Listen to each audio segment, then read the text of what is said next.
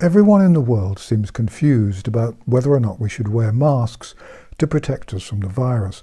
The general consensus among politicians and the so-called experts quoted in the media appears to me to be that wearing masks does no good, but that we should wear them anyway, and that we don't need to wear them, although they're very useful, so we should wear them. This advice is given freely by commentators who seem untroubled by facts or research or annoying things of that nature, and conflicting pronouncements are regularly made by politicians who clearly know so little about medical matters that they probably couldn't even manage to spell technical medical words like diarrhea. The World Health Organization, which has loads of highly paid doctors and specialists investigating such matters, appears to lead the confusion. Indeed, their confusion seems to me so confusing that they've confused me. They initially said that healthy individuals only needed to wear a mask if they were taking care of someone suspected of having the virus. The science doesn't seem to me to have changed, but the advice from the World Health Organization has changed. I'll come on to why that may be in another video. Governments everywhere are collectively confused, although individual politicians everywhere all seem to have firm views on the matter, usually derived from the bloke who cuts their hair or the woman in the corner shop who knows about these things. Hospitals and doctors also seem confused. You find me 1,000 hospital staff who think that masks are a good idea and we should wear them all the time, even when we're in the bath, and I'll find you 1,000 hospital staff who think they're useless or dangerous or both. The odd thing is that there don't seem to be any studies relating to the use of masks with this particular virus. Nevertheless, around the world, the mask industry is booming. The people who aren't working on a new wonder vaccine are making masks. There are videos and books explaining how to make your own mask out of unwanted bits and pieces found lying around the home. It's possible, they say, to make 2 excellent face masks out of the cups of an old brassiere, using the straps to fashion loops to go around the ears or the back of the head. Naturally, the size of the bra has a big influence on its suitability for turning into a face mask, and a bra measuring 44GG is probably going to be a little on the loose side for most people. And if you need fresh masks every day, you'll need a large supply of bras. Despite the confusion, the British government announced that from June the 15th, everyone in England must wear a mask when using public transport. You can travel on public transport on the 14th without a mask, but on the 15th you will need a mask, presumably because the government knows that the virus will suddenly become more dangerous then. I have absolutely no idea what the rules are in Scotland or Wales, but they're bound to be different to England, because both Scotland and Wales seem desperate to prove that they're independent countries. But if they don't follow the English law, then if you're on a train which crosses a border, you can presumably remove your mask until the return journey. You may also have to wear a mask if you're entering a shop or a public building or an office, though this doesn't appear to be a law, although it might be. There doesn't seem to be much in the way of guidance for police officers, but the government says it doesn't expect there to be any problems. That's probably not quite the firm ruling that the police would have liked, so we can presumably expect the confusion to spread into the courts.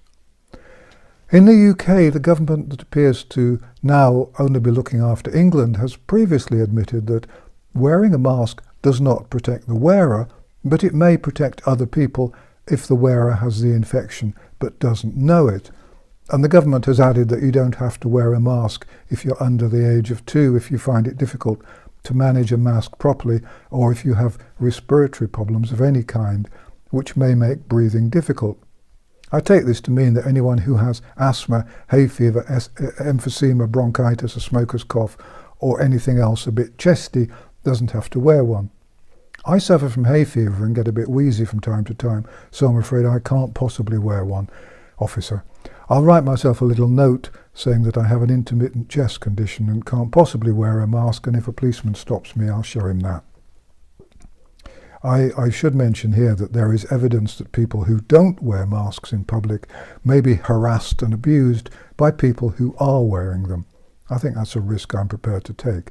By the way, the World Health Organization has just announced that people who are asymptomatic don't seem to be able to spread the virus very often or very easily. It's quite rare, they say, which has an impact which nobody seems to be taking any notice of.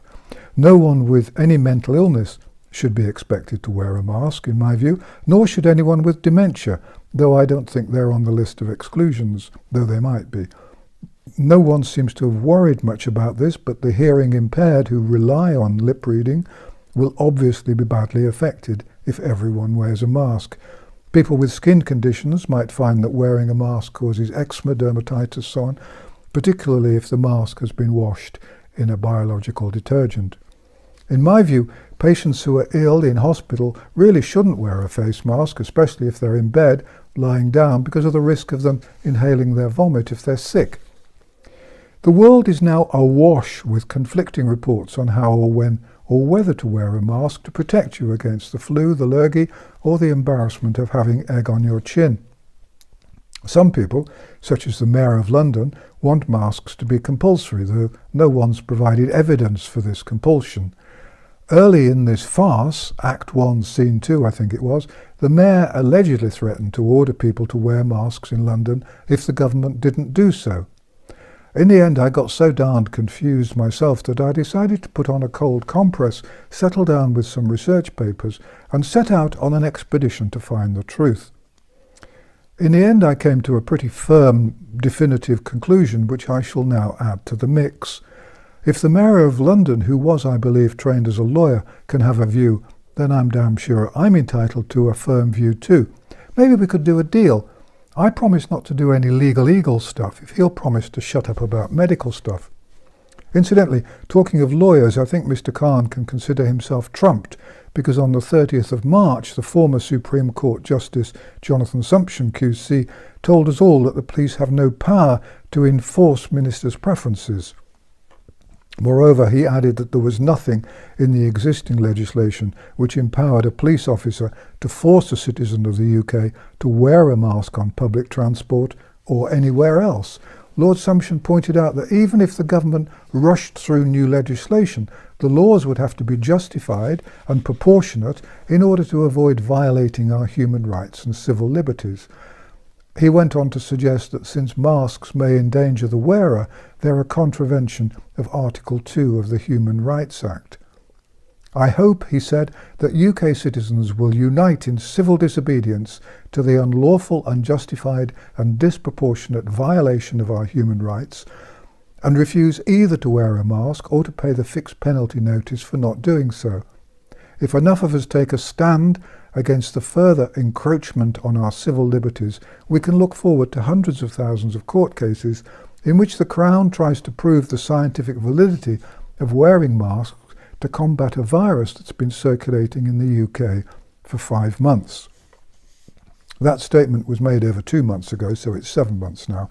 I've been unable to find out if Lord Sumption still believes that, but I'm really looking for medical facts, so I offer his 2-month-old view out of curiosity and a sense of respect. One thing I need to point out before I forget is that there is, as always, a great deal of fake news about masks. In particular, some mainstream media outlets delight in dismissing the risks associated with face masks as fake news. The fact is that masks can be dangerous and need to be worn only when necessary. Anyone who denies that has either been bought or is woefully ignorant, and there's a good deal of both of those around these days. First, I want to give you some facts about face masks themselves, which are, of course, much more complicated than they appear to be at first sight. Governments don't seem to bother differentiating between different types of mask, and I think that tells us a good deal about why they want us to wear them. Again, that's something I'll explore in another video, because I think that's most important. First fact, the World Health Organization recommends that disposable masks should be discarded after one use. 2, the WHO doesn't seem to have any guidelines for masks made out of washable material, but it's a fair guess that it would recommend washing thoroughly at high temperatures after every use. Unfortunately, washing cloth face masks makes them even less effective. The more you wash the mask, the less effective it becomes. Third, masks are effective only when used in combination with frequent hand washing with soap and water or an alcohol-based hand rub.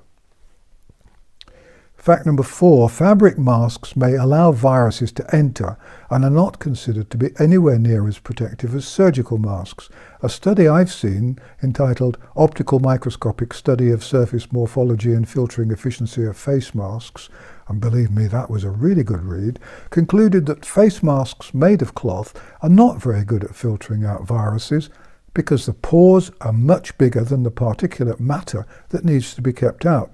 One study showed that face masks may have pores 5,000 times larger than virus particles, and if this is accurate, it means that the virus will wander through the face mask much like a mouse wandering through Marble Arch.